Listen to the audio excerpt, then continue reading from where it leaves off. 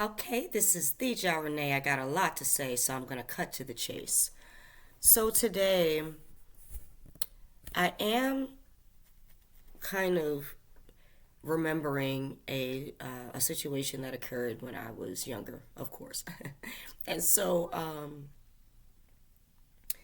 I was probably about maybe 15, 16, 17, somewhere in between, maybe between 14 and 16, let's just say. And I was at an event and I was with two or three of my older, like, kind of friends. And they weren't that much older, but, they were older than I was. And we're walking. And as we're walking, and mind you, I do have this is relevant. We were in Brownsville, Brooklyn, okay? So we're walking, and we see these two boys. And the boys are pushing like this little girl, like in between them. So, and when I say little girl, we all seemed like we were about the same age at the time. It's just that give or take a few years, for each of us. So they're pushing her, back and forth, back and forth, back and forth. And I can literally just see the hurt in her eyes, like she wasn't fully crying yet, but she looked fed up. And, when we were yelling, like, stop, stop, like, leave her alone, leave her alone. But they were continuing to do it. And of course, everything in me wanted to just simply run up on him, grab the little girl, and I'm like, okay, it's about three of us, Then we got the little girl, and it's only two of y'all. Like, I really figured that we could take them. But the person that I was with, like I said, I was with older people, and they made a decision to say, no, let's not get involved. But it bothered me. And it bothered me to the point that I could tell you this story now, years later. You know? I don't, I didn't like that. I didn't like the feeling that I had to walk away from that little girl. I didn't know what happened to her. I didn't know what was going on. And the fact that somebody is bold enough to still continue to push you and push back and forth while somebody's yelling stop, that anything else could happen, right? So I pulled some cards because I was interested in kind of understanding what happened to this little girl, as well as, maybe possibly assisting someone else in a situation that they have that may have been similar. So, what I'm getting is that one of these little boys, or both, was her brother. And so this could have been a situation where she's been bullied by her brothers for her entire life. And so that look that I saw, um, the look that I saw in her eyes, it was almost as if like it was, here we go again. It's just another day out here in Brownsville, yo. You know what I'm saying? Like,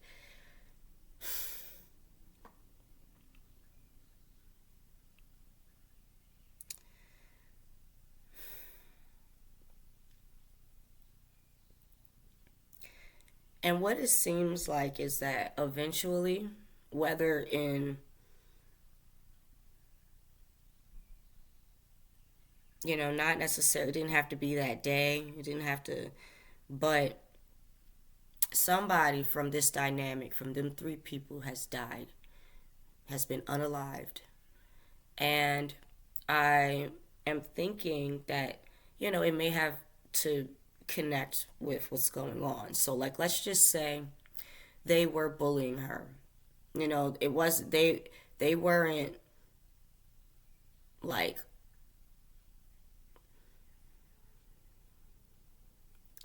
they didn't have a want to unalive her, but they would do things that would play on her mental, play on how she felt. And And then what I'm actually getting is the person that was unalive wasn't her. She eventually took it into her own hands and unalive one of them. Um, and with this, and see the thing is like and even in that situation, how I just named it, we don't know when at this point in their life that would have taken place, but it shows you that people don't know the full story, right? Sometimes people come into the story when they see you pointing the trigger and they're like, you're guilty. But that doesn't mean that you're guilty, okay? It means that you just committed the act.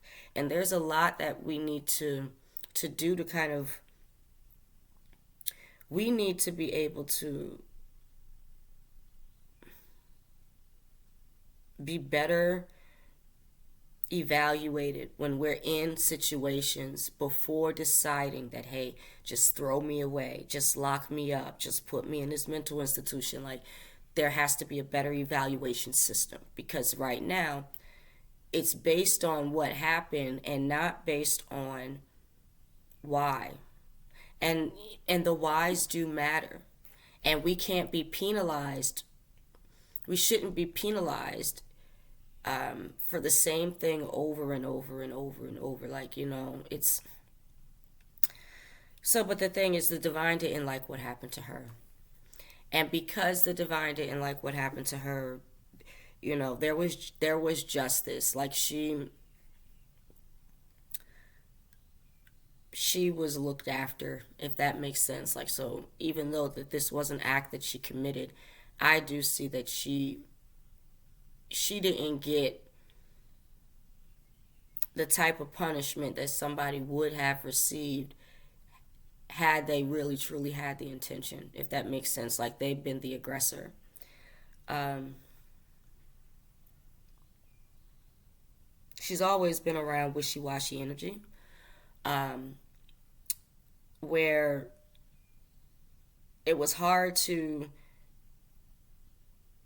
figure out anything. Like, so she was constantly doubting herself, constantly um, not seeing who she actually was, because she was somebody that one would consider a baddie. She was she had all these different qualities about herself. She was influential. um, she just felt like she had bad luck, like, just didn't have the luck of the draw. Didn't